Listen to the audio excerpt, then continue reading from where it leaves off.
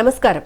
ఆయుష్మాన్ భవ కార్యక్రమానికి స్వాగతం. ఈ రోజు ఆయుష్మాన్ భవ కార్యక్రమంలో కీళ్ల నొప్పులు ఎందుకు వస్తాయి, కీళ్ల నొప్పులు రావడానికి కారణాలు ఏంటి, ఏ వయసు వారికి వస్తాయి, వచ్చినప్పుడు ఎటువంటి జాగ్రత్తలు తీసుకోవాలి, నాభి చికిత్స ద్వారా ట్రీట్మెంట్ అనేది ఏ విధంగా ఉంటుంది, ఈ అంశాల గురించి మనకు వివరించడానికి వైద్యరత్న గవ్య సిద్ధ డాక్టర్ ఎండి ఆనంద్ గవ్య గారు మనతో పాటు సిద్ధంగా ఉన్నారు స్టూడియోలో. వారిని అడిగి మరిన్ని విషయాలు తెలుసుకుందాం. అదేవిధంగా డాక్టర్ గారితో మీరు మాట్లాడాలి అనుకుంటే స్క్రీన్ మీద స్క్రోల్ నెంబర్ కాల్ చేసి మాట్లాడగలరు. ఆనంద్ గారు నమస్కారం అండి. ఓం నమస్తే జీ, వందే గోమాత్రం. ఆయుష్మాన్ భవ కార్యక్రమానికి స్వాగతం. ఈరోజు టాపిక్ వచ్చి కీళ్ల నొప్పులు, వాత సమస్యలు. అసలు కీళ్ల నొప్పులు అనేవి ఎందుకు వస్తాయి, కీళ్ల నొప్పులకి వాత సమస్యలకి ఏంటి డిఫరెన్స్ ఏంటి, అసలు రెండింటికి ఒకటే కాంబినేషన్ ఏంటి, ఎలా చూస్తారు? మొదటిగా అయితే మనం అసలు వాతం అంటే ఏంటిదో తెలుసుకుందాము, తర్వాత దీని గురించి మనం మాట్లాడదాము. వాతం అనగా శరీరం లోపల ఆయుర్వేదం ప్రకారం 3 భాగాలుగా మనం విభజించాము. ఎలా అనేసి అంటే వాత, కఫ, పిత్తాలు అని 3 భాగాలుగా మనం డివైడ్ చేశాము. ఎలా? తల నుంచి ఛాతి దాకా కఫతత్వం అని, ఛాతి నుంచి నడుము దాకా పిత్తం అనేసి, తర్వాత దాని కిందికి భాగంలో ఏదైతే కాలు భాగం కిందికి వచ్చేస్తుందో దాన్ని వాతతత్వంగా మనము పరిగణిస్తున్నాము. అయితే దీని లోపల ఎలా ఉంటుంది అంటే పైన తత్వం అంతా నీటికి సంబంధించి, మధ్యలో ఉన్నది అగ్నికి, తర్వాత కింద ఉన్న భాగాన్ని వాయుకి, అంటే ఈ పంచతత్వాలని బేస్ చేసుకొని చెప్పినాయి అన్నట్టు. ఏదైనా శరీరం లోపల ఇబ్బంది వస్తుంది అనేసి అంటే దానికి మూల స్థానము మన కడుపు. ఓకే, మరి కడుపుని బ్యాలెన్స్ చేయడానికి ఉన్న స్థానం ఏంటిది అని అంటే నాభి. ఎప్పుడైతే నాభి స్థానం అంటే నాభి వెనకాల కడుపు ఉంటుంది, ఈ యొక్క నాభి స్థానము సరి అయిన స్థితిలో ఉన్నదనుకోండి, డైజెషన్ మొత్తం పర్ఫెక్ట్గా ఉంటుంది. అంటే మనము అమ్మ కడుపులో ఉన్నప్పుడు ఈ యొక్క నాభి స్థానం నుంచే మన శరీరం ఉత్పత్తి అయింది. ఫస్ట్ నాభి ఏర్పడింది, నాభి ఏర్పడిన తర్వాతనే దీంతో మాయా ఇవన్నీ స్టార్ట్ అయిపోయి మొత్తం శరీర భాగము ఉత్పన్నమైంది. ఈ శరీరము బాడీకి బ్యాలెన్స్ అవ్వడానికి కేంద్రక స్థానము నాభి. ఇది పుట్టిన తర్వాత ఇది అవశేష భాగంగా మిగిలిపోతుందనేసి అంటారు కొంతమంది, కానీ అది సత్యం కాదు. దీంతో కనెక్ట్ అయిపోయేసి శరీరం ఒకదానికొకటి కనెక్టివిటీ ఉంటుంది అన్నట్టు. ఇలా కనెక్టివిటీ ఉన్న తర్వాత శరీరము సమస్థితిలో కరెక్ట్ స్థానంలో ఉంటే కరెక్ట్గా ఉంటుంది. వాత కఫ పిత్తాలు అనేది బ్యాలెన్స్ ఉంటుంది. ఇది మనం అనుకున్న బేసిక్ థింగ్. కరెక్ట్ గా ఉంటే వాత పిత్త కఫాలు అనేవి తత్వాలు అనేవి సమస్థితిలో ఉంటాయి, బ్యాలెన్స్డ్ గా ఉంటాయి. ఇది ఫస్ట్. సెకండ్ వచ్చేసి ఎప్పుడైతే నాభి స్థానము జరిగిపోవడము. మరి జరిగిపోవడం ఎలా అంటే బరువులు లేపడము, ఎక్కువ జంప్స్ చేసినప్పుడు అనుకోకుండా జరిగిపోవడము, బట్టలు ఆరేస్తున్నప్పుడు, స్టెప్స్ నడుస్తున్నప్పుడు, దుంకడము, అధికంగా జంప్ చేసే గేమ్స్ ఆడడము, ఇలాంటివి చేసినప్పుడు కొంతమందికి నాభి జరిగిపోతూ ఉంటుంది. కొంతమందికి న్యాచురల్ ప్రెగ్నెన్సీ టైం లోపల కూడా నాభి అనేది జరిగిపోతూ ఉంటుంది. అది జరిగిపోయిన తర్వాత శరీరం లోపల అనేక రకాల మార్పులు జరిగి హార్మోనల్ చేంజెస్ వస్తాయి ఆ టైంలో స్త్రీకి. అయితే ఎప్పుడైతే నాభిస్థానం జరిగిపోతుందో శరీరం లోపల స్థితి జరిగిపోవడం వల్ల వారి యొక్క శరీరం అనేది అప్ అండ్ డౌన్ అయిపోతుంది, ఇన్బ్యాలెన్స్ అయిపోతుంది. అప్పుడు ఏం జరుగుతుంది అని అంటే ఈ యొక్క కీళ్ళ మధ్యలో ఎత్తు వంపులు వచ్చేసరికి వన్ సైడ్ ప్రెషర్ పడడం, వన్ సైడ్ రిలాక్స్ అవ్వడం వల్ల ఒకే దాని మీద విపరీతంగా చేయడం వల్ల నొప్పులు వస్తూ ఉంటాయి. ఇది వచ్చేసి స్థితి. ఇప్పుడు శరీరంలో తిన్న ఆహారము సరిగా అరగకపోవడం ఒకటి, దానివల్ల టాక్సిసిటీ పెరిగిపోవడము, అంటే తినే ఆహారము అరగక కుళ్ళిపోవడం అన్నట్టు. కుళ్ళిపోయినప్పుడు టాక్సిక్ రిలీజ్ అవుతుంది. ఎప్పుడైతే టాక్సిక్ రిలీజ్ అయిపోతుందో అది దాన్ని కూడా మనం వాతం అనలేము. ఇదేమిటిది? చెడు వాయువు. కిందికి వెళ్ళిపోతే ఇది గ్యాస్ కిందికి మనం పరిగణిస్తాము, ఇది మన అంత బహిర్గతం అయిపోయే వాయువు అన్నట్టు. అయితే వాతం అంటే ఏంటిది అని అంటే ఇది చాలా మెయిన్ వాయువు అన్నట్టు. ఎలా? శరీరంలో ఉన్న ఈ యొక్క రక్త ప్రసరణని, శరీరంకి నడవడానికి ఉపయోగపడే శక్తిని ఒక మెయిన్ కరెంట్ వైర్ లాగా, కరెంట్ థింగ్ లాగా పనిచేస్తుంది అన్నట్టు. ఓకే. అయితే ఇది ఎలా ఉంటుంది అంటే ఇది సరి అయిన స్థితిలో ఉన్నవారు వారి యొక్క లక్షణాలు ఎలా ఉంటాయని అంటే బుద్ధితోని అద్భుతంగా ఉంటారు, ఏ పని చేయాలనుకున్నా కానీ చురుకుగా చేస్తూ ఉంటారు. వాతం ఉన్నోళ్ళు శరీరం బక్కపల్చగా ఉంటుంది, ఎముకలు బాగా కనిపిస్తూ ఉంటాయి, ఛాతి మీద కూడా ఎముకలు కనిపిస్తూ ఉంటాయి, వాత సంబంధిత మనుషులు ఉన్న వ్యక్తులకు వారి లక్షణాలు అన్నట్టు. వాళ్ళు ఎప్పుడు హ్యాపీగానే ఉంటారు, కానీ ఇమ్మీడియట్లీ తొందరగా బాధపడతా ఉంటారు. అంటే బాగా మృదు స్వభావం ఉన్న వాళ్ళు అన్నట్టు. అయితే పనిని ఇప్పుడు మనం చేసుకోవాలని అంటే టక్ అప్పటిదప్పుడు స్టార్ట్ చేసేస్తూ ఉంటారు. ఇది వాత లక్షణం అన్నట్టు. తర్వాత వచ్చేసి వీరికి ఎవరినైనా ఏదైనా హెల్ప్ అడిగారు అనుకోండి, చేయడానికి ఇమీడియట్లీ రెడీ అయిపోయే వ్యక్తులు అన్నట్టు. అయితే వీరికి ఏదైనా పని చేయాలనుకున్నారు అనుకోండి, ఇప్పుడు మీ దగ్గరికి నుంచి నాకు ఒక 100 రూపాయలు కావాలనుకున్నాను అనుకోండి, అడగడం మొదలు పెట్టారనుకోండి, మీ జేబులోకి నుంచి ఆ 100 రూపాయలు తీసుకునేదాకా మిమ్మల్ని వదలరు. అంటే పట్టుకున్నారంటే ఇక వదలరు అంటారు కదా, పట్టిన విక్రమార్కులు లెక్క అనేసి. ఇక పట్టుకొని ఉంటారు అన్నట్టు. అంటే వాత గుణం ఉన్న వాళ్ళ వ్యక్తుల యొక్క లక్షణం ఇది. సో ఇది ఎలా ఉంటుంది అని అంటే, మనిషి అద్భుతంగా ఉంటాడు, అందంగా ఉంటాడు, అమ్మాయి అందంగానే ఉంటుంది, అబ్బాయి అందంగా ఉంటుంది. అయితే వీళ్ళ దాని లోపల డ్రైనెస్ ఎక్కువ ఉంటుంది. హెయిర్లో నూనె పెట్టకపోతే హెయిర్ డ్రైగా ఉంటుంది, స్కిన్ పొడిగా ఉంటుంది, కానీ కనిపించడానికి అందంగా అద్భుతంగా ఉంటారు అన్నట్టు.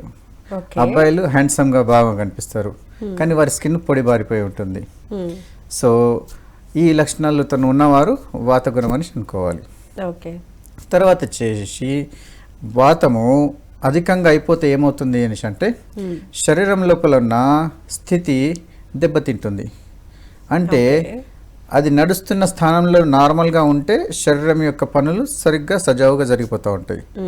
పెరిగింది ఇబ్బంది పెడతా ఉంటుంది. దాని లోపల ఏమవుతుంది అనేసి అంటే, శరీరం లోపల కండరాలు బిగుతుకు వెళ్ళిపోవడం. ఎక్కువ అయిపోతే ఇప్పుడు ఒక బెలూన్ ఉంది, బెలూన్లో బాగా గట్టి గాలి ఉద్దేశం అనుకోండి, మీడియం ఉంటే మెత్తగా నీట్గా ఉంటుంది. అదే గట్టిగా వస్తే టైట్ అవుతుంది కదా. ఎస్, అదేవిధంగా శరీరం లోపల స్టిఫ్నెస్ పెరిగిపోవడానికి వాతం పెరగడం కారణం. తర్వాత ఈ వాతము పెరిగిపోవడం వల్ల ఏమవుతుంది అంటే, రక్తం లోపల పిహెచ్ బ్యాలెన్స్ చేంజ్ అయిపోతూ ఉంటుంది. ఇదొకటి. వాతం లోపల సంకోచ వ్యాకోచనాలు, అంటే సంకోచం జరగడము, వ్యాకోచించడం, అంటే సంకోచించడం అంటే కుజించుకుపోవడం, అంటే తలనొప్పి లాంటివి. అలా రక్తనాళాలు సంకోచించుకోపోయినా కానీ తలనొస్తూ ఉంటుంది, అధికంగా వ్యాకోచించుకున్నా కానీ తలనొస్తూ ఉంటుంది. ఇది వాతం. ఈ లక్షణాలని కలిగి ఉంటుంది కాబట్టి తలనొప్పులు వస్తూ ఉంటాయి. ఎందుకు? వాతం వల్ల. ఇకొచ్చేసి మనము ఈ కీళ్ళ నొప్పులు అనేసి అనుకున్నాం. కీళ్ళ నొప్పులు అంటే రూమటైడ్ ఆర్థరైటిస్ అని అంటాము. ఇది ఎలా ఉంటుంది అనేసి అంటే, ఇది రోగము కాదు, రోగము కాదు, బయట నుంచి వచ్చింది అసలుకి కాదు. ఇది మన శరీరంలోనే ఉంటుంది అంతర్భాగంగా. ఇది ఎవరిలో ఉంటుంది? కొందరికి వంశపారంపర్యంగా ఉంటుంది. అయితే వంశపారంపర్యంగా ఇది ఎలా ఉంటుంది బాడీలో అనేసి అంటే, ఒక గిఫ్ట్ ప్యాక్ లాగా ఉంటుంది. గిఫ్ట్ ప్యాక్ లాగా ఎలా ఉంటుంది అనేసి అంటే, వంశపారంపర్యంగా వారి డిఎన్ఏ లోపల నిక్షిప్తమై ఉంటుంది. అయితే దానికి అనువైన సమయం వచ్చేసింది అనుకోండి, ఆ ప్యాకేజ్ ఓపెన్ అయిపోతుంది. అనువైన సమయాలు ఎలా ఉంటాయో, అనువైన సమస్యలు ఎలా ఉంటాయంటే, వాత సమస్యలు పెరగడం అంటారా? ఇది ఆ వాత సమస్యలు ఎలా పెరుగుతాయి అనేసి అంటే, మీ యొక్క శరీరం లోపల పిహెచ్ బ్యాలెన్స్ గణనీయంగా తగ్గిపోయినప్పుడు, యూరిక్ యాసిడ్ పెరిగిపోయినప్పుడు, అంటే పొటెన్షియల్ ఆఫ్ హైడ్రోజన్ బ్యాలెన్స్ అంటారు దీన్ని. ఇది గణనీయంగా తగ్గినప్పుడు ఏమవుతుందంటే యాసిడిక్ అయిపోతుంది. యాసిడిక్ అయిపోయేసి యూరిక్ యాసిడ్ పెరిగిపోయేసి జాయింట్స్ల మధ్యలో ఉబ్బడం మొదలు పెడుతుంది. అయితే జాయింట్స్ మధ్యలోనే ఈ యొక్క ఇన్ఫ్లమేటరీ ఎందుకు వస్తుంది, ఎందుకు ఉబ్బుతుంది అనేసి అంటే, శరీరము లోపల ఎలా ఉంటుందంటే ఇమ్యూనిటీ సిస్టమ్ ఉంటుంది. అంటే ఏదైనా వేరే ఏదైనా క్రిములు కానీ, ఏదైనా బ్యాక్టీరియా కానీ, వైరస్ కానీ ఏదైనా శరీరంలో అటాక్ చేసినప్పుడు ఇది ఏం చేస్తుంది అనేసి అంటే, వాటిని పోరాడడానికి యోధుల్లాగా ఉంటాయి లోపల. ఇక్కడ ఏమవుతుంది, అవి ఏం రావు. అయితే లోపల వచ్చిన ఈ యూరిక్ యాసిడ్, ఇవి టాక్సిక్లు ఏవైతే క్లీన్ చేయడానికి ఇది ప్రయత్నించినప్పుడు ఇది ఏం చేస్తుందంటే వాటిని పోరాడుతుంది అన్నట్టు.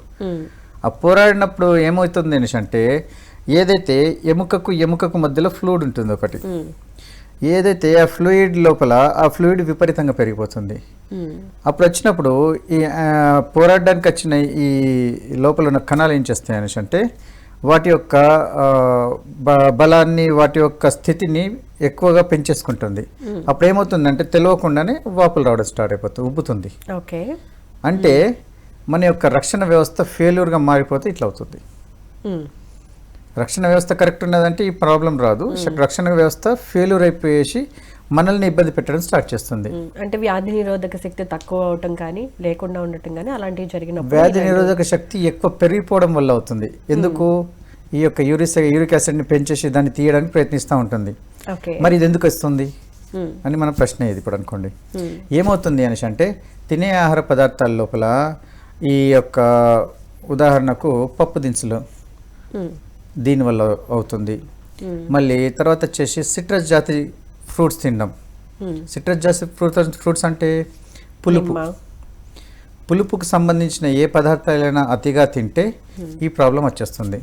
దాంతోపాటు కిడ్నీ తనను లోపల వచ్చిన వాటర్ని కానివ్వండి, తిన్న పప్పుకు సంబంధించిన పదార్థాలని కానివ్వండి, సరైన స్థితి లోపల ఎప్పుడైతే దాన్ని ఫిల్టరైజేషన్ చేయడంలో ఇబ్బంది అయిపోతుందో అప్పుడు ఏమవుతుంది అనేసి అంటే ఖాళీ ఉన్న ప్లేస్లలో పోయి అది కూర్చుంటుంది. ఓకే, అలా కూర్చున్నప్పుడు ఏమవుతుంది అనేసి అంటే శరీరం లోపల ఇబ్బంది పెట్టడం స్టార్ట్ చేస్తుంది. దానివల్ల ఏమవుతుందంటే కొందరికి విపరీతమైన మంటలు లేవడము, విపరీతంగా నొయ్యడము, విపరీతంగా బాధపడము, ఇవన్నీ జరుగుతూ ఉంటాయి. ఇప్పుడు ఉదాహరణకు డెంగ్యూ వస్తే ఉబ్బిపోతాయి చూసారు అందరికి, చేతులు కూడా రావు కదా పెద్దగా. చికెన్ గోనియా, ఈ డెంగ్యూ ఇవేవైతే వచ్చినాయో సేమ్ రుమటైడ్ ఆర్థరైటిస్ ఉంటుంది. మరి అన్ని నొప్పులు కీళ్ళ నొప్పులేనా? కావు. డాక్టర్ గారు, బ్రేక్ ముందు మాట్లాడుకుంటున్నాం కదా, అన్ని రకాల కీళ్ళ నొప్పులు, వాత నొప్పులు రెండు ఒకటేనా, లేకపోతే అన్ని రకాల నొప్పులు అంటే ఎముకలకి సంబంధించిన నొప్పులన్నీ కీళ్ళ నొప్పులేనా, ఎలా చూస్తారు? అయితే దీని లోపల మనము రెండు విధాలుగా చూడొచ్చు. ఒకటి వచ్చి ఆస్టియోపోరోసిస్, రెండో వచ్చి రూమటైడ్ ఆర్థరైటిస్ అన్నాం. ఇప్పుడు మనం ఇంతకుముందు మాట్లాడుకునేది కీళ్ళ నొప్పులు సంబంధించిన నొప్పుల్ని మనము రూమటైడ్ ఆర్థరైటిస్ అంటాం. అయితే ఈ ఆస్టియోపోరోసిస్ ఏముంటుంది అంటే ఎముకకు మధ్యలో ఉండే గ్యాప్లో ఒకటి మృదులాస్థి ఉంటుంది, కార్టిలేజ్ అంటారు. అది మెత్తటి ఎముక ఉంటుంది. అది అరిగిపోయినప్పుడు ఎముక ఎప్పుడైతే తగులుతుందో దాన్ని ఆస్టియోపోరోసిస్ అని అంటారు. దీనివల్ల ఏమవుతుందంటే అధికంగా డ్యామేజ్ అయిపోతుంది. అయితే రూమటైడ్ ఆర్థరైటిస్ స్టార్టింగ్లో మనం కనుక దీన్ని ట్రీట్మెంట్ చేయాలనుకుంటే ట్రీట్మెంట్ చేయొచ్చు. దీన్ని ఏమంటారంటే ఆమవాతం ఎక్కువ అయిపోవడం వల్ల ఈ యొక్క సమస్య వస్తుంది అన్నట్టు. ఆస్టియోపోరోసిస్ ఏమవుతుంది అంటే అధికంగా ఇబ్బంది పడేసేసి లోపల ఉన్న ఎముకలు ఒకదానికొకటి రాపిడి అధికంగా అయిపోయి ఎక్స్క్యూజ్ మీ అంటే ఎప్పుడైతే బాడీ యొక్క బ్యాలెన్స్ తప్పిపోతుందో, ఒక ఎముక పైన విపరీతమైన ప్రెషర్ పడుతుందో, ఆ అధికమైన ప్రెషర్ యొక్క రాపిడి వల్ల కార్టిలేజ్ జరిగిపోతుంది. ఇది ఆస్టియోపోరోసిస్. ఓకే. సో ఇది కూడా ఇంకోటి, అధికంగా శరీరానికి శ్రమ ఇవ్వకపోవడము, సరిగా పని చేయకపోవడము, అధికంగా రెస్ట్ తీసుకోవడము, ఇలా చేయడం వల్ల ఏమవుతుందంటే ఈ ఎముకల లోపల డొల్లతనం వచ్చేస్తుంది. కొందరు నడుస్తూ ఉంటే కింద పడితే చేతి తిరిగిపోయింది అంటారు. అంటే ఎముకలు పెలుసుగా అయిపోతాయి. సో మరి బాడీకి కావాల్సినంత కాల్షియం ఇవ్వాలి మనం. మరి కాల్షియం ఎలా అందుతుంది? ఎప్పుడైతే రక్తం ద్వారా మాంసం ద్వారా ఎముకకు కాల్షియం అందుతుంది. ఎప్పుడైతే శరీరంలో మూమెంట్ జరుగుతుందో అప్పుడే ఆ ఎముక అనేది పీల్చుకుంటుంది. ఈ విధంగా చేసుకుంటే కాల్షియం మనం అందియగలుగుతాం. ఒక సమయం తర్వాత డైరెక్ట్గా కాల్షియము శరీరం యొక్క ఆహార పదార్థాల నుంచి తీసుకోదు. అలాంటప్పుడు ఏం చేయాలి? వీరికి డైరెక్ట్ కాల్షియం ఇవ్వాలి. డైరెక్ట్ కాల్షియం దేనిలో ఉంటుంది? దేంట్లో ఉంటుంది అని అంటే సున్నంలో ఉంటుంది, పచ్చి సున్నం. అయితే మంచిగా కాల్షియం వచ్చే మీకు పదార్థాలు ఏమున్నాయంటే పాలు, తర్వాత వచ్చేసి ఉసిరికాయలు, పులుపు సంబంధించేసిన పదార్థాలు. మరి వీటిలలో అద్భుతమైన పదార్థం ఏంటిది అంటే పాలు అండ్ ఉసిరికాయలు. ఓకే. అయితే నిమ్మకాయలు కూడా వాడుకోవచ్చు, కానీ కొందరికి పడుతుంది, కొందరికి పడదు. ఇక సిట్రస్ జాతికి సంబంధించిన అన్ని పులుపులు రూమటైడ్ ఆర్థరైటిస్లో వాడితే నొప్పులు వస్తూ ఉంటాయి కొందరికి. అయితే వస్తాయి, అవి తీసుకోవద్దు. ఆలుగడ్డలు తీసుకోవద్దు. మరి ఏం తీసుకోవాలి? అయితే దీని లోపల పథ్య పాలనలు చెప్తాము.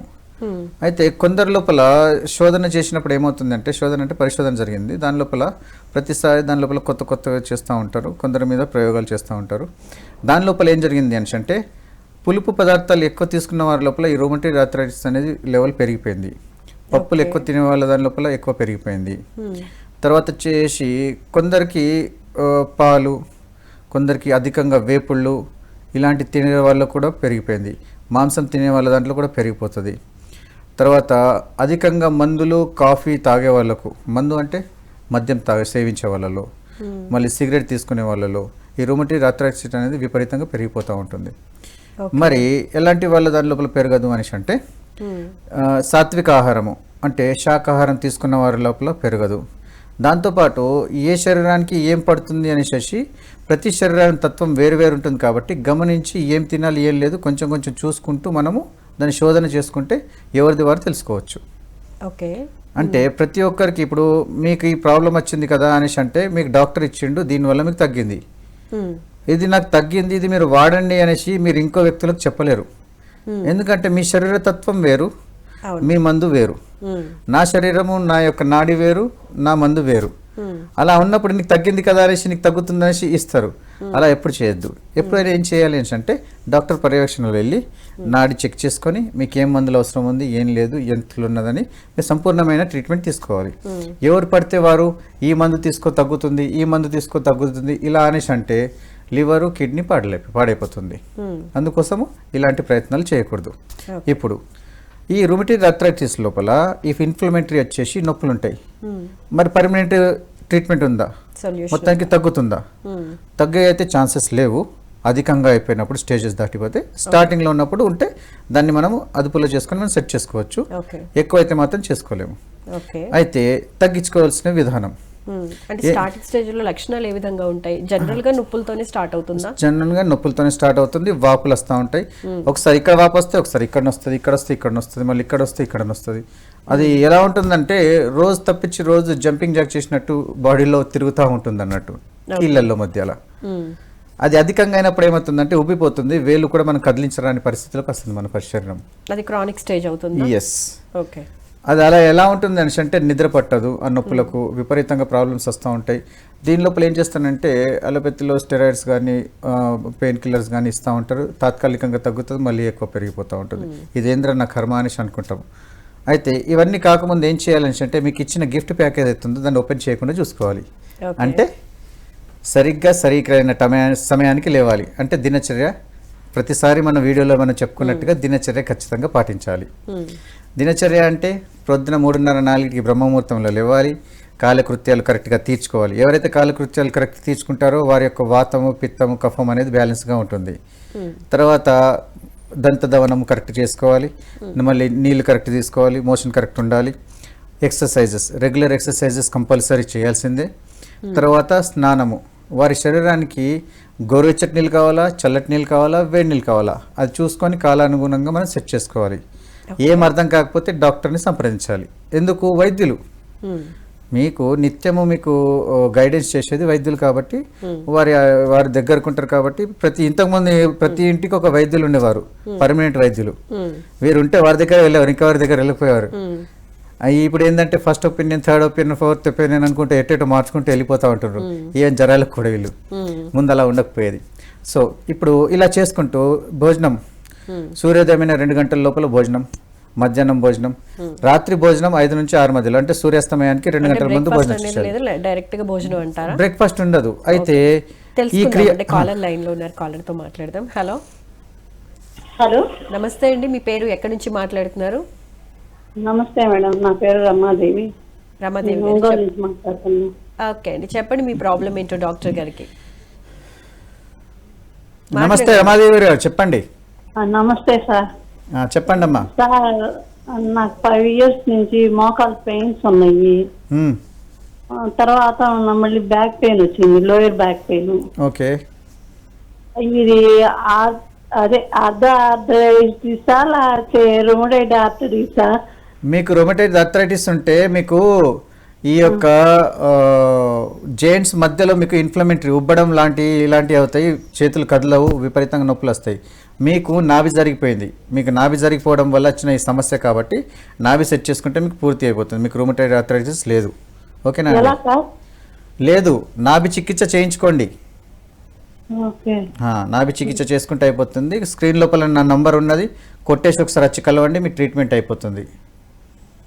డాక్టర్ గారి నెంబర్ డిస్ప్లే చేస్తున్నామండి, ఒకసారి నోట్ చేసుకుని అపాయింట్మెంట్ తీసుకుని ఒకసారి కలిస్తే మీకు బెస్ట్ రిజల్ట్ ఉంటుంది. Right, thank you so much అండి కాల్ చేసినందుకు. బ్రేక్ఫాస్ట్ గురించి చెప్తున్నారు. సో బ్రేక్ఫాస్ట్ ఇవి చేయడం ఏంటిది అంటే చలి ప్రాంతాల లోపల ఉన్న వ్యక్తులు కొంచెంగా తింటే అగ్ని బాగా మండి చలి పెట్టకుండా ఉంటుంది, అగ్ని ప్రజ్వలిస్తూ ఉంటుంది కాబట్టి కొంచెం కొంచెం తింటారు. మనది సమశీతోష్ణ స్థితి అయిన ప్రాంతం కాబట్టి భోజనమే. అయితే పొద్దున 6 నుంచి ఈవినింగ్ 6 దాకా మీరు ఎంత తిన్నా కానీ మీకు సమస్య ఏం లేదు, ఎందుకంటే సూర్యుడు బాగున్నాడు, మనకు అరగదల బాగానే ఉంటుంది. ఈవినింగ్ 6 నుంచి మార్నింగ్ 6 దాకా మీరు భోజనం చేయకూడదు. ఏమైనా ఉంటే లిక్విడ్ పదార్థాలు తీసుకోండి. ఏది పాలు, పల్చటి మజ్జిగ, దాని లోపల సేందవలనం లేదా నల్లుప్పు అండ్ దాని లోపల జీలకర్ర ఇలా వేసుకొని ఒక గ్లాసెడు పాలు కానీ ఒక గ్లాసెడు కొంచెం పసుపుతో వేసేసుకొని దాని లోపల 2 చెంచాలు నెయ్యి వేసుకొని బాగా మసలిచ్చి తాగొచ్చు. ఇలా మీరు చేసుకోవచ్చు. అయితే దీన్ని లంఘన క్రియలాగా వెళ్తుంది. ఎట్లా 12 గంటల బ్రేక్ అన్నట్టు ఇది. ఓకే. అయితే శరీరం ఏమవుతుంది అంటే ఇలాంటి బాధలకు ఇబ్బందులకు స్థలం ఇవ్వకుండా శరీరం తనను తాను క్యూర్ చేసుకునే సమయం దొరుకుతుంది అన్నట్టు 12 గంటలు. మనం ఏం చేస్తున్నాము, ఈరోజు 24 గంటలు తిండికి దోకాలేవు. జొమాటోలని అవ్వని ఇవ్వని ఏవేవో కంపెనీలు వచ్చేసినాయి, అందరూ సేవలు అందిస్తున్నారు, ఆర్డర్ ఇస్తున్నాము, మనం తింటున్నాము. ఎప్పుడు కాలుంచాం పొట్టని చెప్పండి, దీన్ని లంఘన క్రియ అని అంటారు, అంటే ఫాస్టింగ్. అయితే ఈరోజు ఫాస్టింగ్ చేయడం లోపల ఒక ప్రక్రియ ఉన్నది. ఎవరి శరీరం ఎంత బరువు ఉన్నది, ఎంత పద్ధతిలో ఉన్నది, అయితే వారు ఎంత ఫాస్టింగ్ చేయాలి ఏంది అనేసి ఇక్కడ క్లియర్గా చెప్పాం మనం.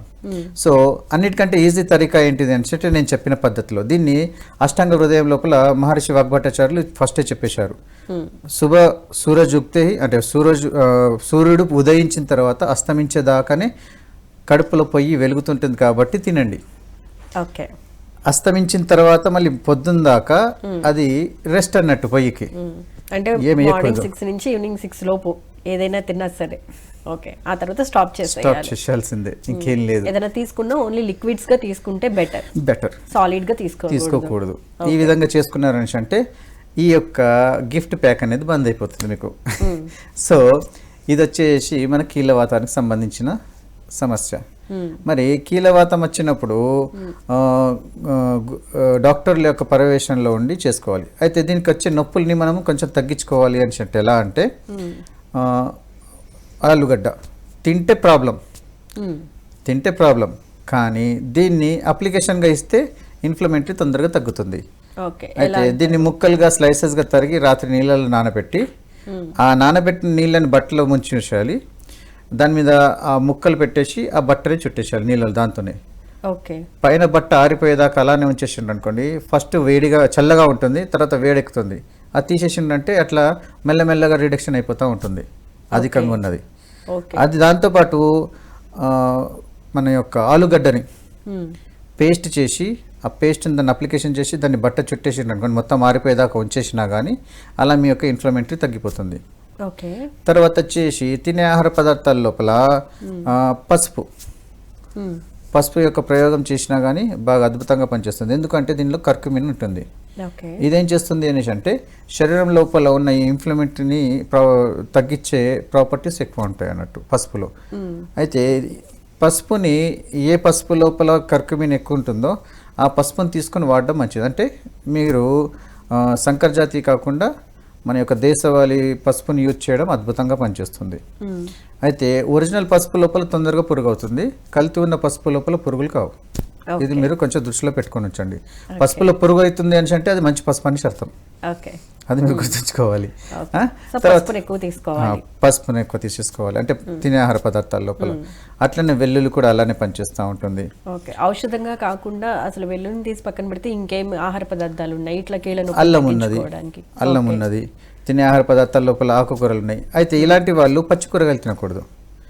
ఏది కీళ్ళ నొప్పులతో బాధపడే వాళ్ళు పచ్చి కూరగాయలు తినకూడదు. దాన్ని కొంచెం ఉడికించి తింటేనే వారికి బాగా పనిచేస్తుంది. ఎందుకు అనేసి అంటే యాసిడిక్ లెవెల్స్ తగ్గాలి కాబట్టి. యాసిడిక్ లెవెల్స్ ఎప్పుడు పెరుగుతాయి అనేసి అంటే పచ్చిగా ఉన్న వాళ్ళకు కొందరిలో పెరుగుతూ ఉంటాయి. ఇది శరీర తత్వాన్ని బట్టి మారుతూ ఉంటుంది.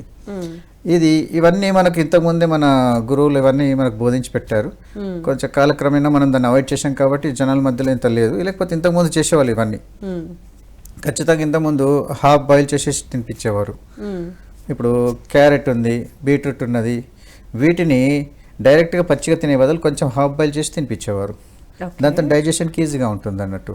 సో అలాంటి వారి లోపల యాసిడిక్ వచ్చే విధేయమే తక్కువ ఉంటుండే, ప్రాబ్లం లేకపోతుండే. ఇప్పుడు వచ్చేసి నార్మల్ వ్యక్తులలో కీళ్ళ నొప్పులు, మోకాళ్ళ నొప్పులు. ఇది రావడానికి మెయిన్ కారణం ఏంటిది అని అంటే శరీరం యొక్క స్థితి పాడైపోవడం. శరీరం ఎప్పుడైనా సరే టీ స్థానంలో ఉంటుంది, ఇలా టీ. నాభి స్థానం జరిగిపోతే ఈ టీ కాస్త క్రాస్ టీ అయిపోతుంది. అప్పుడు భుజం కింద మీద అవుతుంది, అప్పుడు కాలు కింద మీద అవుతుంది.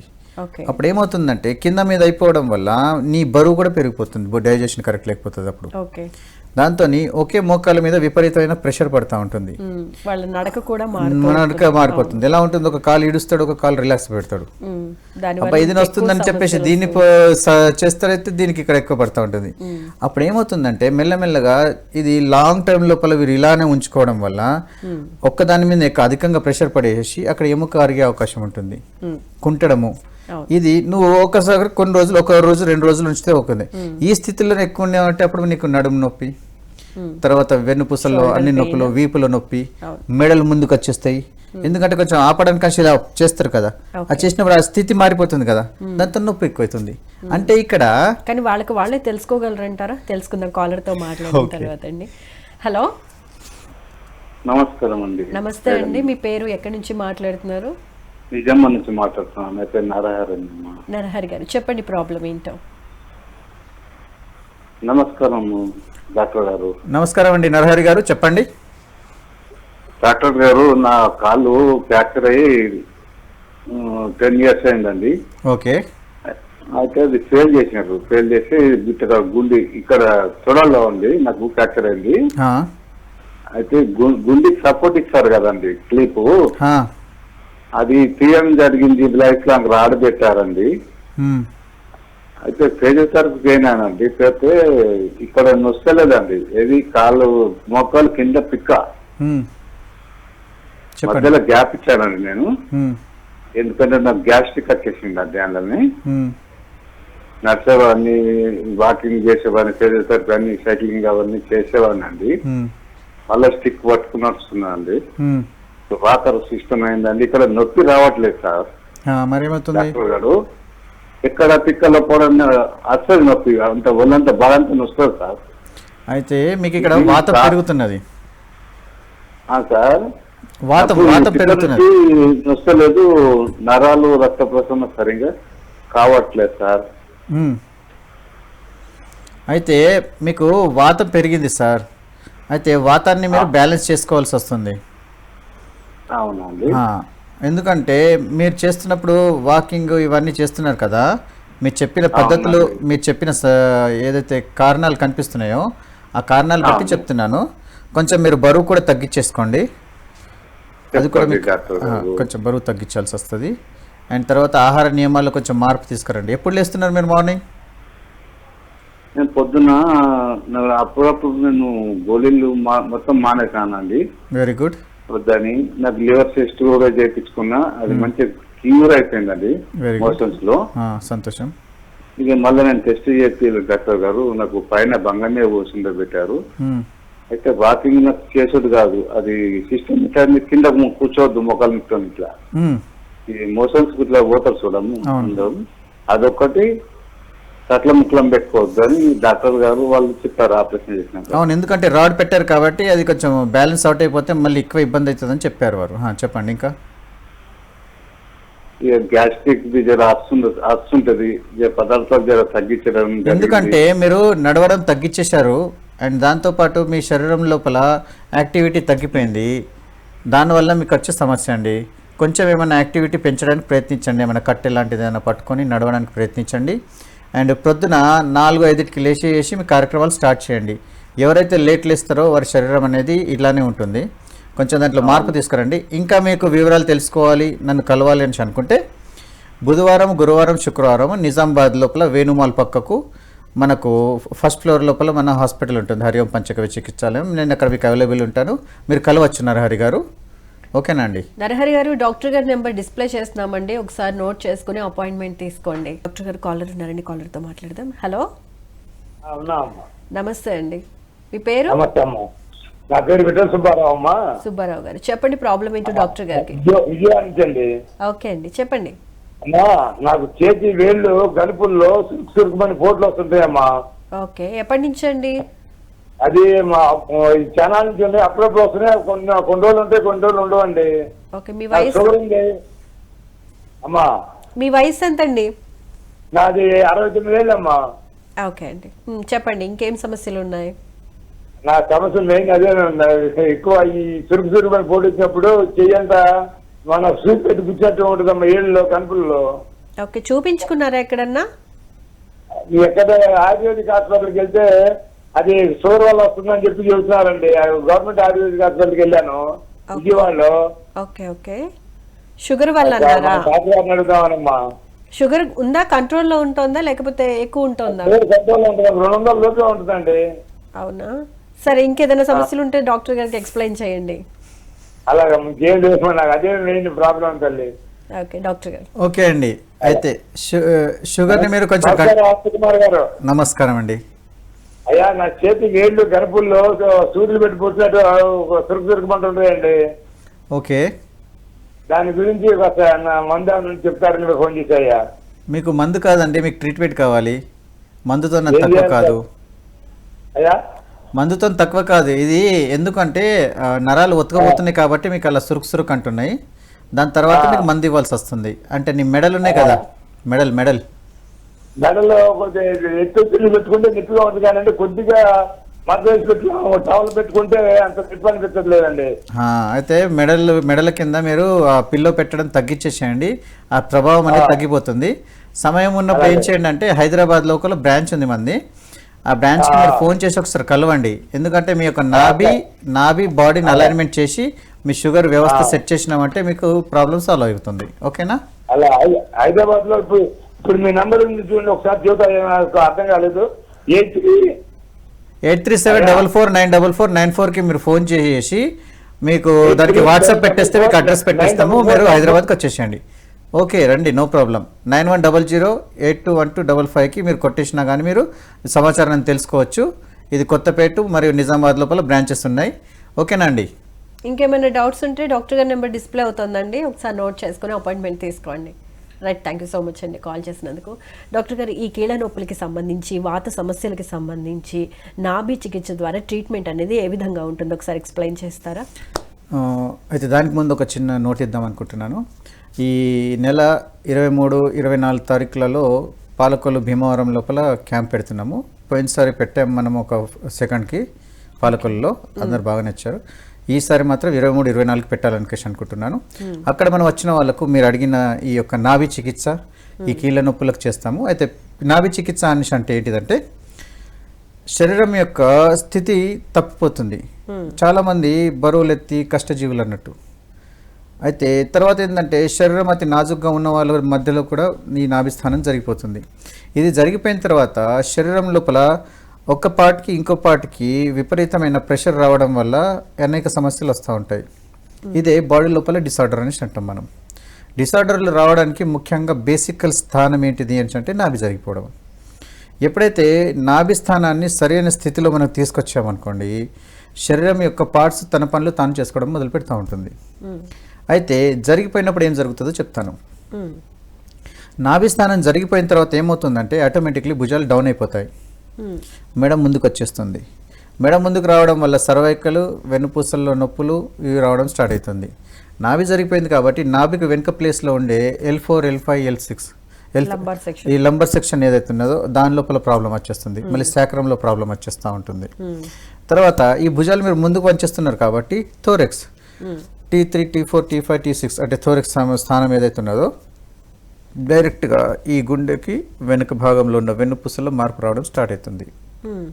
దీనివల్ల ఏమవుతుంది అంటే ఊపిరి పీల్చడంలో ఇబ్బంది అవుతుంది, ఆక్సిజన్ శరీరంకి సరిగ్గా అందదు. తర్వాత వచ్చేసి గుండె పైన ఈ భుజాలు ముందుకు రావడంతో ప్రెషర్ ఎక్కువ పడుతూ ఉంటుంది. అప్పుడు మీకు బీపీ రేజ్ అవుతుంది.